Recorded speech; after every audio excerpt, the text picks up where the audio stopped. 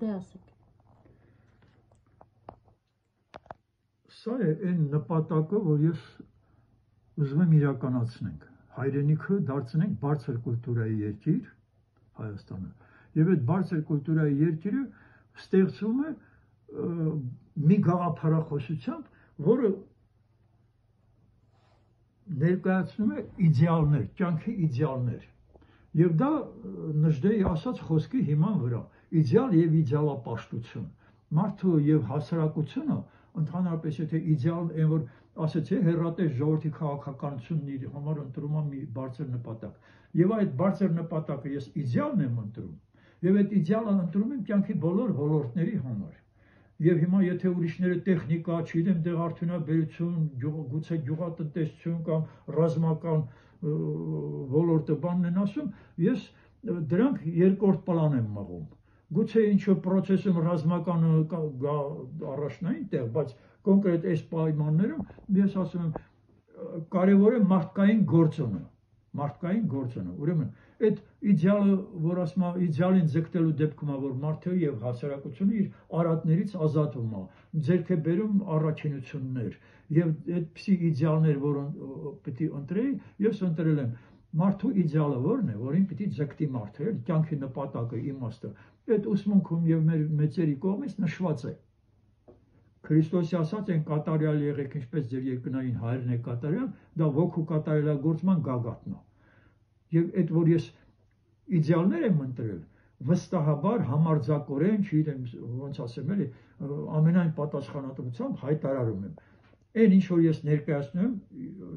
մեր երկրում չի կարող լինել ավելի լավ բան, քան դա է։ Լավագույն դեպքում կարող են մոտենալ դրան, որտեղ դա իդեալաբանություն է իրականում։ Իդեալների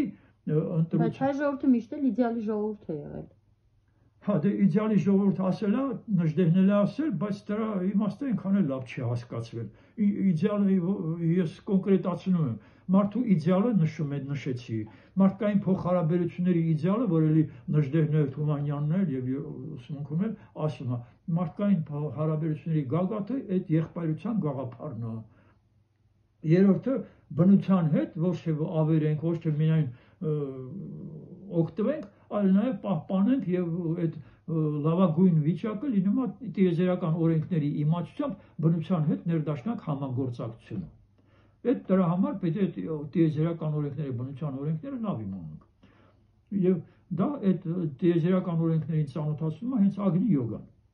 Մեր մեծերն էլ որոշ բաներ տվել են, բայց առանձին ինչ-որ մի բաներ էլ, ասենք Աղայանը ասել է, Նժդեհը, բանը Թումանյանը ասել է, Նժդեհը տիեզերական կյանքի վերաբերյալ տիեզերքում մահ չկա, բան առանձին մտքեր կան այդ տիեզերական կյանքի, տիեզերական օրենքների բանի մասին, բայց ամբողջ համակարգ է տալիս Ագնի յոգան այդ տիեզերական օրենքների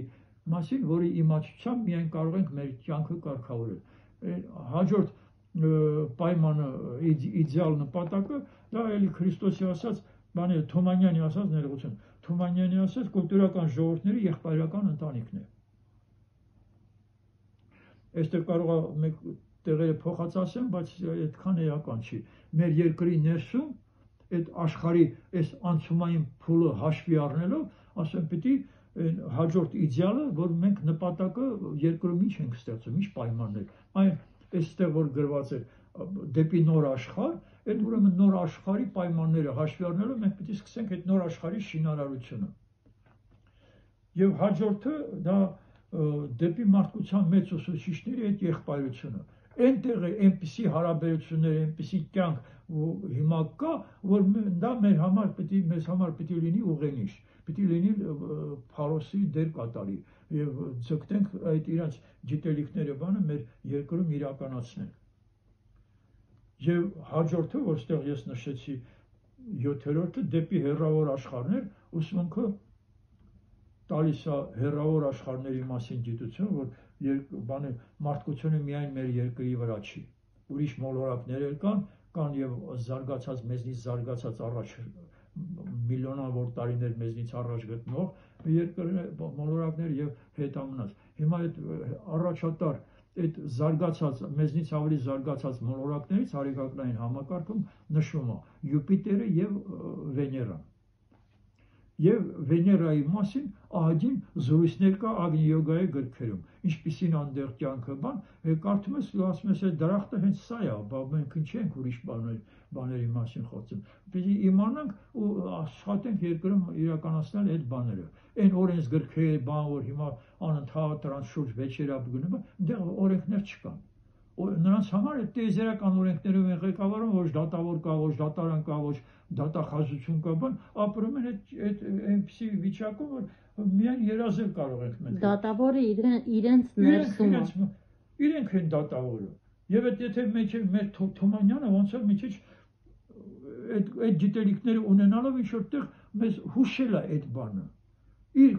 քարյակը, որ անընդհատ դրա մասին խոսում, սրտի մասին քարյակը, որ իր քարյակներից միակն է, որ անուն ունի, սիրտն է, եւ այդտեղ գրվում ասում է, դու գիտես մենակ ճամփեն երկնքի, դու գիտես գաղտնիքը երջանիկ կյանքի, դու գիտես ամենից առաջ քո խոսքն է օրենքն ամեն օրենքի, այսինքն այդ օրենքն էլ էլի, որ պիտի ամեն մեկը իր մեջ դատավոր ունի, այդ խիղճն է։ Եվ եթե մենք հասկանանք, արթնացնենք, զարգացնենք, այն ժողովրդին արթնացնելու ոտի կանգնելուց առաջ ամեն մեկը մտածի իր ներսում այդ արթնացնի իր այդ ոգու մասին գիտելիքը։ Եթե մարդը ոգի եւ մարմին է, սկսենք մի քիչ ուշադրություն դարձնել այդ ոգի, այդ աստվածային դեպի վեր տանող այդ արժեքների մասին։ Հիմա այս նպատակները, եթե մենք քննարկենք գոնե այն մտավորականներով, այն երկրի վիճակով մտահոգված այն մարդկանցով, որոնք բան չգիտեն այս մասին, լծվել են քաղաքական գործին եւ նորից պիտի ասեմ, անընդհատ դա պիտի ասեմ, ամեն մի քաղաքական գործիչ հասկանա,